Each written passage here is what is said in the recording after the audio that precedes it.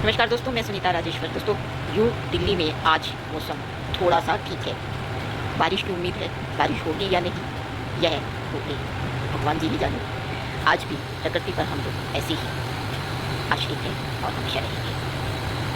हमारे यहीं पर नहीं, ब्रिटेन, फ्रांस, स्पेन, इटली और नीदरलैंड मतलब पूरे विश्व में हीट वेव चल रहा है। ऐसा कि जैसे ऊपर किसी ने तपता हुआ कुछ रख दिया हो। ऐसा एक बार तो आप दिल्ली में, तो आपको अगर जो दिल्ली से हैं तब आपको पता होगा कि रात भर एक बार सो भी नहीं पाए थे कि 51 डिग्री तक का महसूस किया जा रहा टेम्परेचर।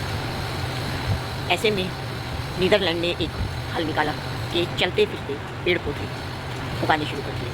मतलब वैन में और जहाँ कहीं भी हो पहिए लगे हुए कि उन्हें स्टैंड की तरह आप जहाँ खड़े हैं, छाया में, धूप में, जहाँ भी रखना चाहें उसे रखकर उसे सुकून महसूस कर सकते हैं, थोड़ी राहत महसूस कर सकते हैं। तब अच्छा तो हल यही है कि पेड़ पौधे आसपास रहे और थोड़ा सा हरियाली बनी रहे, आँखों को भी सुकून मिले और ठंडक भी महसूस हो। लेकिन छोटे छोटे घरों में, बढ़ती आबादी में यह सब संभव नहीं हो पाता है। कई जगह तो छोटी छोटी बालकनी भी नहीं होती, तब बड़ी दिक्कत आती है। तब कुछ जैसे हम धनिया है, पुदीना है, या जैसे मैंने ये बोया हुआ है, मैं आपको दिखाती हूँ। ये देखिए, ये मैंने बोया हुआ है, क्या है, मूंग की दाल।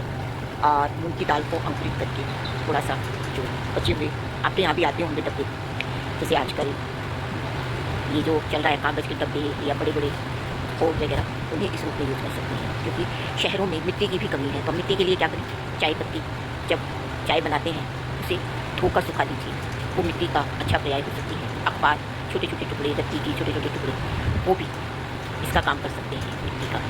और अगर जो वो भी संभव ना हो तो जो फटे पुराने कपड़े हैं, बनियान है, उनको भी आप छोटा छोटा काट के इस रूप में यूज़ कर सकते हैं। लेकिन हाँ, यह ज़रूर याद रखिएगा कि उसमें नींबू के जो, जैसे आजकल शिकंजी वगैरह अगर आप बनाते हैं या कुछ, तो नींबू के छिलके और नीम, अगर जो नीम है तब ठीक है, वरना नीम पाउडर जरूर उसमें डालें ताकि कुछ उसमें कीड़ा वीड़ा ना लग पाए।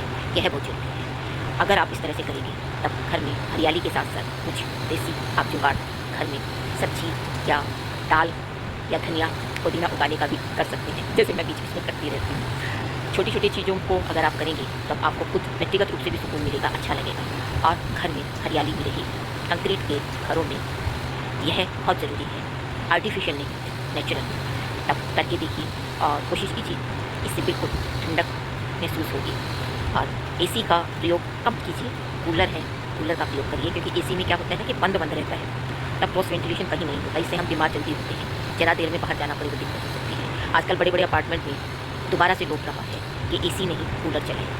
कूलर से पानी जो आता है उससे ताजगी भी मिलती है और जो शरीर में ड्राइनेस आ जाती है एसी की वजह से, वो भी नहीं आती। तो जहाँ तक हो सके कोशिश करें प्रकृति के बीच रहने की, कूलर और पंखे के बीच रहने की बहुत ज़रूरी है। तब कुछ समय एसी चलाइए, लेकिन कोशिश करें कि क्रॉस वेंटिलेशन बीच बीच में बना रहे ताकि आप बीमार भी ना हो और जो ज़रूरत से ज़्यादा गर्मी और ड्राइनेस शरीर में आ जाती है वो ना आ पाए। और हाँ, लिक्विड हमेशा लेते रहें, पानी, शिकंजी, छाछ, लस्सी, किसी भी रोटी थोड़ा कम खाएं, लेकिन लिक्विड जितना ज़्यादा लेंगे उतना शरीर तंदुरुस्त रहेगा और ड्राइनेस से और गर्मी से बचा रहेगा।